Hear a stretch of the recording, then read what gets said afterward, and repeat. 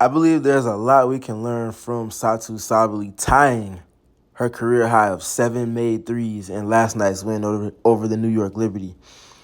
Some of it is going to be learning about Satou in this film session, but some of it is also going to be us learning about the Phoenix Mercury and their general offensive process and the ways that they flow in a literal sense, but also in a term for the way that they approach their offense after getting stops through options within their offense and ultimately create advantages. And why I feel like this is something that might not be the last time we see Satou knocking down this high a volume of threes in any specific game this season, regular season or playoffs, because of the system that they're operating in, the principles established, and the pieces that she's playing with, and how they all kind of work interconnectedly. So let's go ahead and dive into Satou tying her career high of 7 made threes, but detailing a lot of the process and kind of explaining why I feel like this might not be the last time we see this from her this season. All right, first play, we're going to be watching Kat Westbell. So I'll preface with this particular rep is coming after a stop, so matchups are not necessarily traditional. Nonetheless, we see it's Sabrina Ionescu that's guarding Kat Westbell. So Alyssa Thomas points to Kat, telling her to set a screen for me. This is big, one of the few traditional screens that we're seeing with the Phoenix Mercury, where Alyssa is receiving a screen from someone the same size, if not slightly bigger than her in a traditional sense again. So pay attention to the coverage on ball. Niara Sabally is making sure that she's going under that screen so that there's just no way that Alyssa is going to get easy access to the paint. That in tandem with Sabrina Ionescu ultimately eventually showing help, as well as Rebecca Garner from the nail, sinking all the way into the paint and below the nail to make sure that Alyssa sees three bodies. I want to preface with that, and as we take it back, understand what's going on there, and ultimately what we're seeing on the ball as Alyssa gets ready to gear up for a paint touch. And then pay attention, as we talked about that part, pay attention now to what's going on the second side. You got Satou Sabally spaced all the way into the deep corner opposite of where Alyssa Thomas is. And then you have Monique Makani. Initially, they start off in the spacing template. They're in trips left. So you got three players along the left side of the floor, all outside the three-point line. Obviously, we talk about Kat Westbell coming in and set the screen for Alyssa Thomas. As she does so, watch the way that Monique Makani syncs up relocation here. Originally where she spaced at, watch ultimately where she ends up at as Alyssa Thomas gets three to the ball as they try to flatten her out. And ultimately, at this point right here, Alyssa Thomas sees that she has three bodies accounting for her drive. The New York Liberty spending all of this defensive capital to keep her from getting a threatening scoring paint touch. Watch how that plays into the second side as you see Monique Makani, like I talked about, lifting up from where she originally was to below the free throw line and spacing to almost in a slot area, but certainly above the break. And see how that spacing in relation to where Satou Sabally is ultimately creates a 2-on-1 because of the attention that Alyssa Thomas gets on her drive. Now you're putting Natasha Cloud in conflict because she has to defend two players that are both more than capable of shooting threes at a above league average clip. She's in compromise because she has to make a decision. Ultimately, Alyssa Thomas elects to pass it directly to Monique Makani because she's clearly the most wide open. And because of the timing of the pass, if Alyssa throws this too soon, Rebecca Garner can kind of get into what's called a defensive X-out, where there's a switch off the ball. Obviously, Rebecca Garner's originally guarding Monique Makani, and obviously Cloud is guarding Sabally in the corner. If she makes this pass too soon, Rebecca Garner can get from here to back to Makani with relative ease, especially with the defensive athleticism that she has in terms of being in like a one-way closeout in a sense because she's early with her help.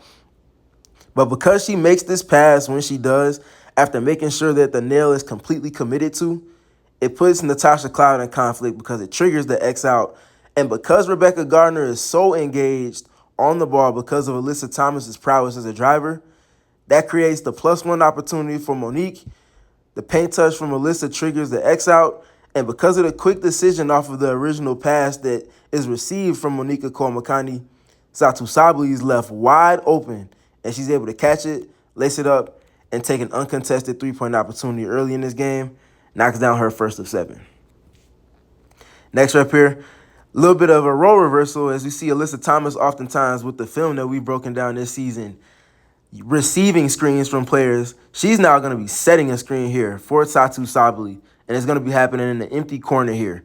So you get the early screen set in the clock from Alyssa Thomas for Satou Sabally, and you see it triggers a little bit of reaction from the defense as you see Natasha Cloud kind of arm wrestling with Alyssa Thomas, ultimately results in a switch, but pay close attention to the soft nature of this switch.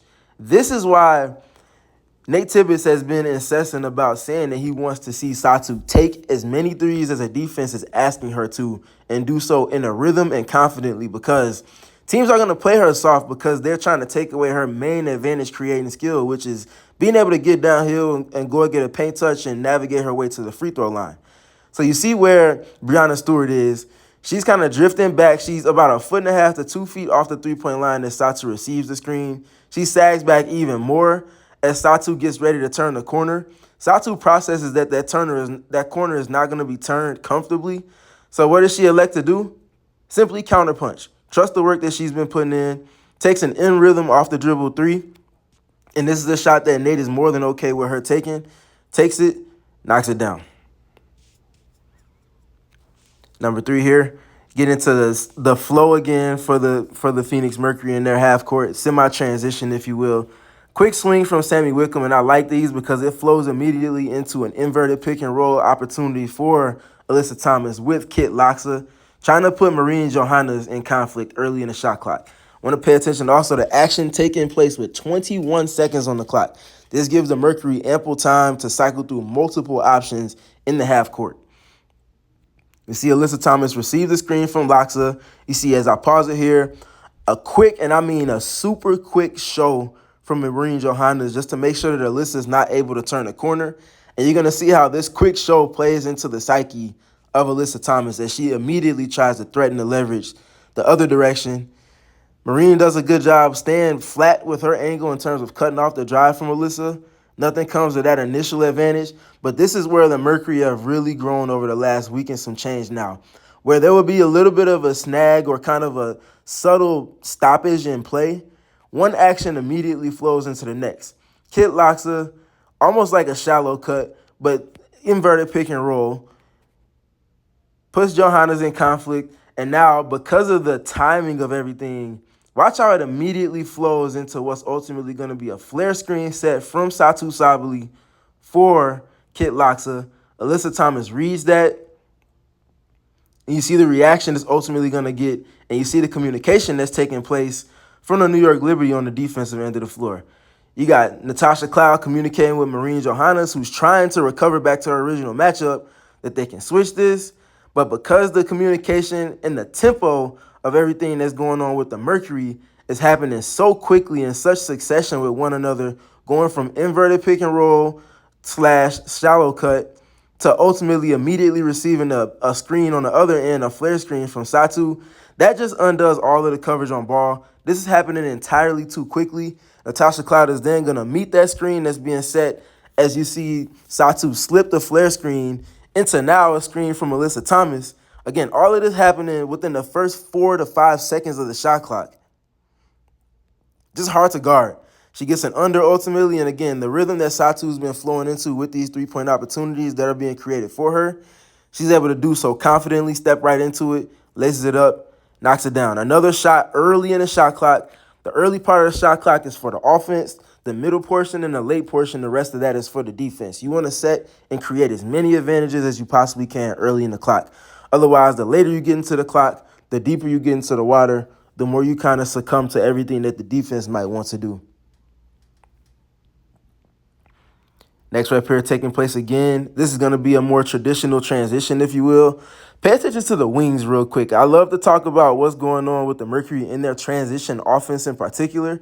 It's almost a relay race in the sense where you typically see two shooters.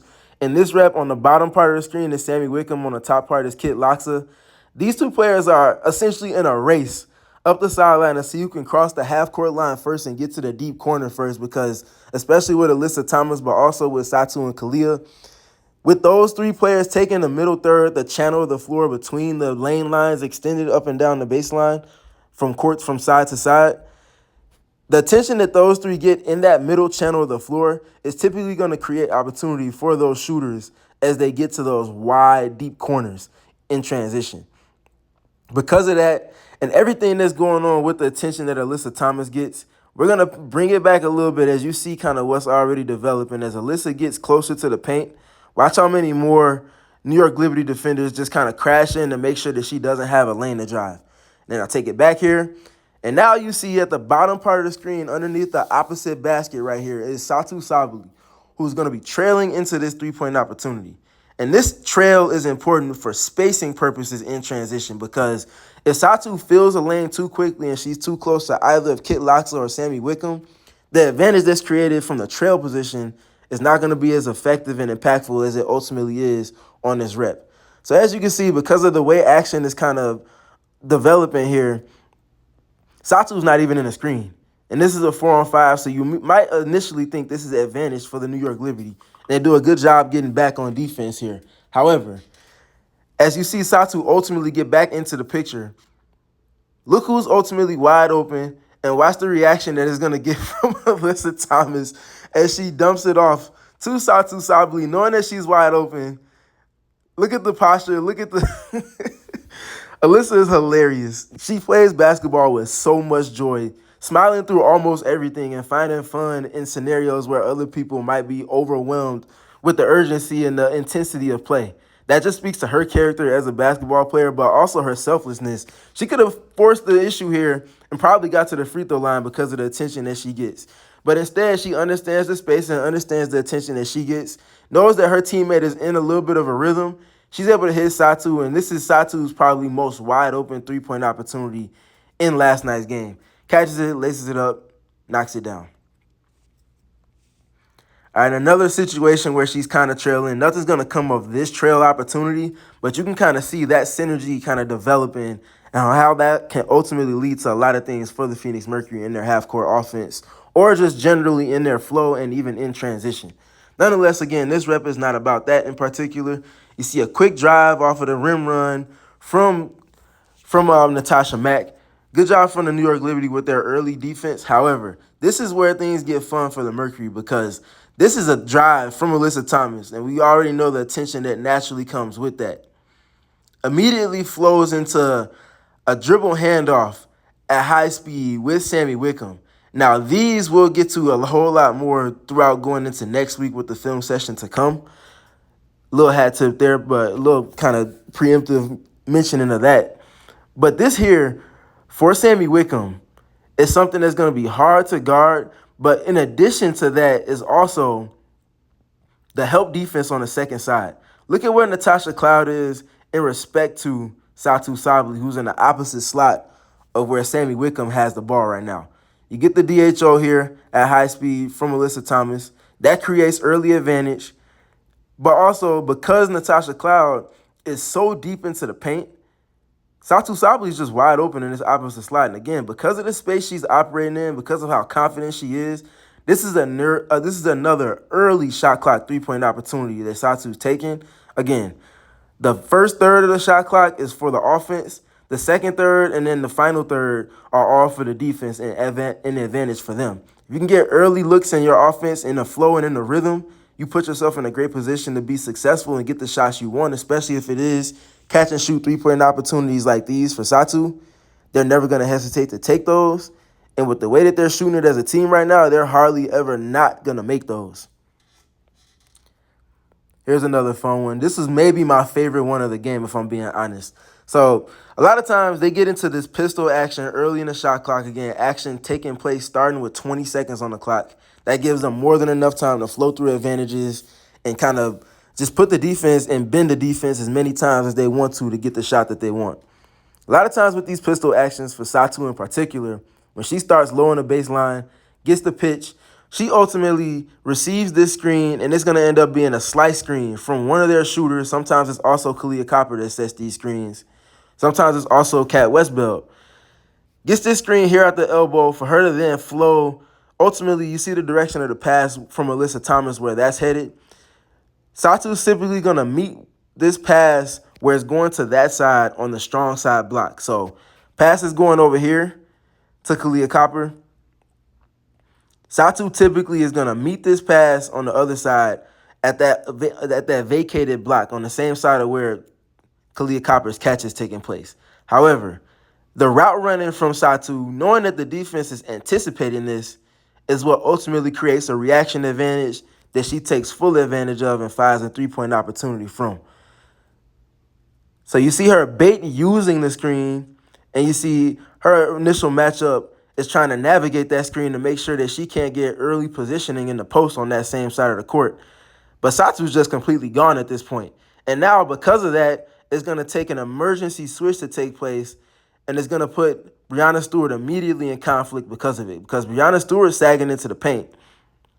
And now she ultimately acknowledges what's happening, has to put an urgent last-second closeout up on Satou Sabally. This time, because she's knocked down so many threes, these are the type of closeouts that she might ultimately end up getting from teams that are going to play ultimately into her greatest skill, which is being able to go and get a paint touch. So you see the closeout is undisciplined from Stewart because of the urgency of it in an emergency fashion. Satou's able to put the ball on the deck, attack the top foot, and now she's in her blind spot. And no, not unlike any receiver or anybody that's played football before, if you're able to attack a blind spot, you put the defense at your mercy. And because she gets this leverage, she's able to ultimately play into the anticipation of Breanna Stewart, trying to now take her away from getting downhill, and the step back is there. You see exactly what she does. She just puts the brakes on, puts it behind her back, steps back behind the three-point line, and I want to also pay attention to her balance here. The balance is as important as anything because you can make the $1 million move, but if you're not on balance, everything with your shot is going to be out of whack. Her mechanics are perfect right here as she steps back behind the back into this three-point opportunity. Again, setting the table up for herself because of her route running, knocks down another three-pointer. And then these last two, everybody knows about these. That one was to tie the record for the team, and this last one here is going to be ultimately for the record, getting back into trail position with Alyssa Thomas. So you see Breanna Stewart down on the floor. This is after a make from the New York Liberty. Stewart is down on the floor, and again, the first third of the shot clock is for you. If you're an offense, that middle third and that latter third are all for the defense increasingly as you get closer to 0 seconds on that shot clock. Finding early opportunities for you will typically lead to good looks if you go about it and process the right way. This one's very simple, no different than others that we broke down in this film session. It's a trail behind Alyssa Thomas into a three-pointer. And again, when they're able to get these types of shot quality looks at the rim this early in the shot clock, the defense is going to be at their mercy more often than not. Satou gets arguably her cleanest look of the game on this rep for the record books and knocks it down.